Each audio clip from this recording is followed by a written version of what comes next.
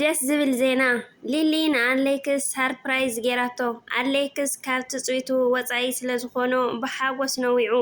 ሰላም ሰላም ተኸታተልቲ ናይዚ ቻነል ከመይ ኔኹም ከመይ ትኾኑ? ኣነ ሰላም ኣለኹ እግዚኣብሔር ይመስገን። በቢ ዘለኹምዎ ሰላምኩም ብዙሕ ትርፍ ይበለለይ ናበልኩ ሓደሽቲ ነዛ ቻነለይ እንኳዕ ብሰላም መጻኹም። ሰብስክራይብ ብምግባር ደሞ ቤተሰብ ኩኑ።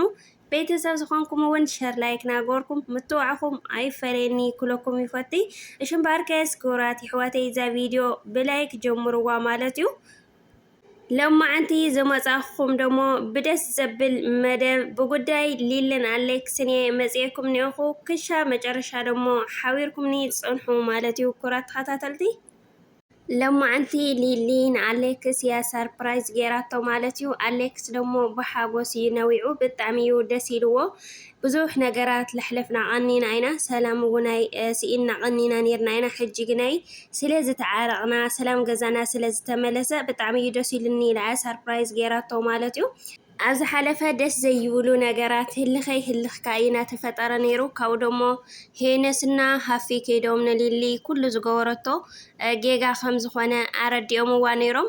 እሱ ኸዓኒ ኣብ እግረይ ተደፋእ ክትብልዮ ኣይነበረክን ሓደ ኣምላኽ ብቻ እዩ ሰብ ክድፋእ ዝኽእል እምበር ሰብ ልሰብ ክድፍአሉ ኣይኽእልን እዩ። ስለዚ ዋና ጌጋ እዚ እዩ ናትኪ ወላዳ ተበደልን በግን ከዓኒ ከምኡ ክግበር ዝነብሩ እዩ ኢሎም ኣረዲኦምዋ ነይሮም ማለት እዩ።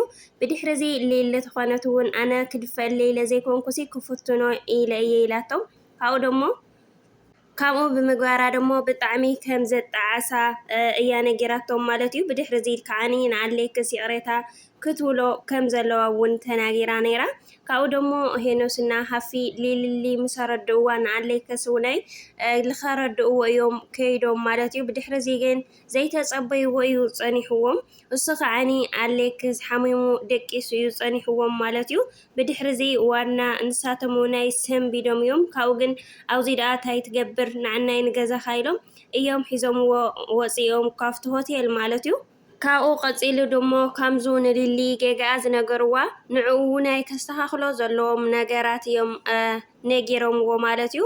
እና ሕዚ ባዕልኻ ኢኻ ወፂኻ ሓሚምካ ዝኒአኻ ካብ ገዛኻ ምውፃእ ህልኸይ ህልኽካ ልሰብ የሰምዒ መልሲ ብዙሕ ጠንቅታት እዩ ዘለዎ ኩሉ እዮም ተናጊሮምዎ። እና ንስኻ ተስተኻኸል ኩሉ ጌጋ ደሞ እናትካ እዩ እዮም ኢሎም ወሱ ኸዓኒ ብሊሊ ምኽንያት ከም ዝሓመመ እዩ ነጊርዎም ማለት እዩ። እንተኾነ ልሊ ሄነስ እውናይ ንሳ ዋላ ሓንቲ ዝገበረት የብላይ እንዶም ናይካ ዝረአ ሕማም እዩ ናያ ግን ብዙሕ ሕማም እያ ሓሚማ። ስለዚ ትጌጋ እናትካ እዩ ሕዚ ቆልዓ ቆልዓ ዘይኮነ ላብ ገዛኻ ተመሊስካ ናይ ሰብኣይ ስራሕ ክትሰርሕ እኒአካ ኢሎም እዮም ኮርዮምሉ ማለት እዩ። ብዘይ ከዓኒ ኣሌክስ ኣነ ስለ ዝሕመኒ ዘሎ ሊሊ ክትናገረኒ ኣይደልን እየ ብቻ ግን ንገዛይ ውሰዱኒ ኢልዎም። ንሳቶም ደሞ ሊሊ ናበቐደማይ ዝሓለፈ ኩሉ ሽግራታ ተረዲእዋ ኣረዲእናያ ኢና እውን ላባኻ ለውናይ ከምኡኢልና ኢና መፂና እና ስለዚ ነገር ናያ ፀገም የብልን ኣይትረብሸከን እያ ብቻ ግን ጠባይካ ኣስተኻኽል ካብኡ ደሞ ሽግራትካ ክትፈትሕ ፈትን እዮም ኢሎምዎ ማለት እዩ። ብድሕሪ እዚ ናብ ገዛ ሒዞምዎ እዮም ከይዶም ኣብ ገዛ ደሞ ሊሊ ብጣዕሚ እያ ሰንቢዳ ምስ ረአቶ ንስ ኸዓኒ መኪና ሓደጋ ዘጋጠሞ እዩ መሲልዋ ማለት እዩ። ብጣዕሚ እያ ተጨኒቓ ግን ከዓኒ ልሊ ሄነስ እውን ተኾኑ መኪና ሓደጋ ኣይኮነን እንታይ ክንከውን ሒዝናዮ ንመፅእ ነርና ግን ከዓኒ ቀሊል ሕማም እዩ ሓሚሙ ዘሎ ስለዚ ተረጋግዒ እዮም ኢሎምዋ። ሊሊ እኳ ክትረጋጋዕ ኣይከኣለትን ብቻ ግን ኣሌክስ ተኾነ እውናይ ብሰንኪኽየ ከምዚ ኢለ ብሰንኪኽየ ኣውዚ ወዲቐ ንስኺ ስለ ዝተዛረብክኒ ዘረባ ስለ ዘውፃኽኒ ላብ ህልኽ ስለ ዘእተኽኒ እየ ከምዚ ኢለ ስለዚ ኣነ ዋና መሕመሚተይ ንስኺ ኢኺ ክብል ተዛሪብዋ ማለት እዩ።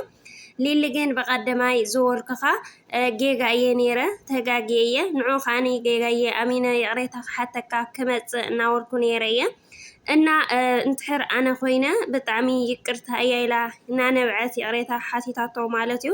ኣሌክስ እኳ ሃሊኹ ኣብዩ ነይሩ እዩ ግን ከዓኒ ኣብ ቅድሚኡ ምስ ነብዐት ግን ኣሌክስ እውናይ ኣየኸኣሎን ይቕሬታ እዩ ገይርላ ማለት እዩ። ካብ ብድሕሪ እዚ እዮም ሰላም ፈጢሮም ብጣዕሚ ደሞ እየሐጉሰካ ሄነስና ሃፊ ተኾኑ ናይ ፀግዒ ናይ ሊሊ ኮይኖም ከም ዓርኮም መጠን ኣሌክስ እዮም እናወቐስዎ ማለት እዩ። ምክንያቱ ንሊሊ ውናይ ኣብዚ ሓለፈ ወቂሶምዋ እዮም ጌጋ ግን ከዓኒ ዝበዝሐ ጌጋ ናብዚ ክበፅሕ ዝኽኣለ ኣሌክስ ናብ ሕማም ይግዛዕ ከዓኒ ብናይ ባዕሉ ጥፍኣት ከም ዝኾነ ዝበዝሐ ጌጋስ ናቱ ከም ዝኾነ ስለ ዝፈልጡ ንኣሌክስ እዮም ወቂሶምዎ ማለት እዩ። ሊሊ ደሞ ይቕሬትዓ ስለ ዝተቐበላ ብጣዕሚ እዩ ደስ ኢልዋ ዋላ ልሊ ሄኖስ ውናይ ብጣዕሚ እዮም ኮሪዖም ደስ ኢልዎም ማለት እዩ። እዞም ኣሕዋትና ሄኖስን ሃፍን እሙናት ኣዕርኽቲ እዮም ከምዚ ዓርክኻ ሰብ ተፀጊሙ ላተፈላለየ ሽግር ተፈጢሩ ከሎ እንድሕር ጎንኻ ኮይኑ ሽግራትካ ንክፈትሕ ላዕልን ታሕትን ዝብል እሙን ዓርኪ ሃልዩካ ብጣዕሚ እዩ ትዕድልቲ ማለት እዩ። እዚኣቶም ከዓኒ ከም ዓርኮም መጠን ዋላ እውን ድሊሊ ከዓኒ ኣዕርኽታ እዮምና ኣብ መንጎኦም ዝተፈጠረ ክፍተት ኣመዓራርዮም ላብ ሰላም መንገዲ ስለ ዝመለስዎም ብጣዕሚ እዩ ደስ ዝብል ንኩሉ እዩ ደስ ኢልዎም ማለት እዩ ክቡራት ኣሕዋተይ። እና ብድሕሪ እዚ ደሞ ሊሊ ብጣዕሚ ስለ ዝተሓጎሰት ንኣሌክስ እያ ሰርፕራይዝ ጌራቶ ማለት እዩ። ኣሌክስ ከዓኒ ብጣዕሚ እዩ ደስ ኢልዎ ብሓጎስ እዩ ነዊዑ ማለት እዩ።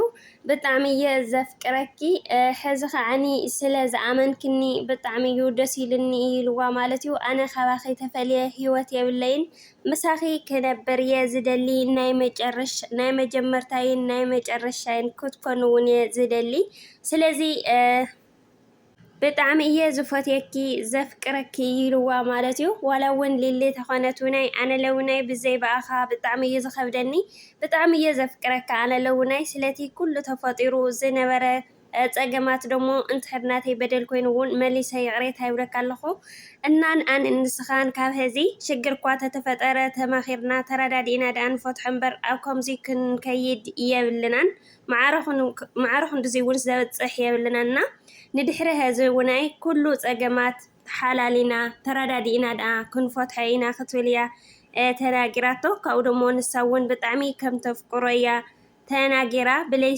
ብለይሱ ብጣዕሚ ከዊድዋ ከም ዝነበረ ኣብ ከቢድ ጭንቀት ከም ዝነበረት ሕዚ ግን ከም ዝፈኾሳ እያ ተመሊሳ ነጊራቶ ማለት እዩ። ክቡራት ኣሕዋተይ ኣሌክስ ደሞ ብጣዕሚ ከምዚ ክትብሎ ከላ ደስ ይልዎ ማለት እዩ።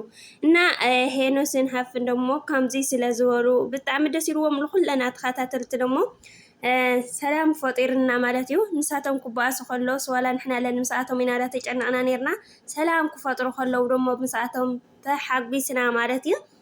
እና ናይዞም ኣሕዋትና ፍቕሪ ሰላም እንኳዕ ፈጣሪ መለሰሎም ማለት እዩ። ካብኡ ደሞ ክቡራት ኣሕዋተይ ንኩሉ ወዲ ሰብ ሰላም ይፍጠረሉ ካብ ሰላም ዝዓቢ ነገር የለን እሞ ንዓድና ንህዝብና ሰላም የውርደልና ኩናት ወረ ኩናት ደሞ የጥፈልና ማለት እዩ ክቡራት ኣሕዋተይ። እና ክቡራት ተኸታተልቲ ናይ ሎማዓንቲ መደበይ እዚኣ እያ ነይራ ክሻ ብኻሊእ መደብ ዝመፅእ ደሞ ናያትኩም መበረትታዕ ይፈለየኒ እናበልኩ ካብኡ ደሞ ሃናፂ ርእቶ እንድሕር ዳኣ ሃሊኩም ኣብ ቦታኹም ተቐምጡለይ ማለት እዩ። ክሻ ብኻሊእ ትሕዝቶ ንኣኻቶም ይጠቅም መደብ ዝበልክዎ ሒዘልኩም ዝመፅእ ሰናይ መዓልቲ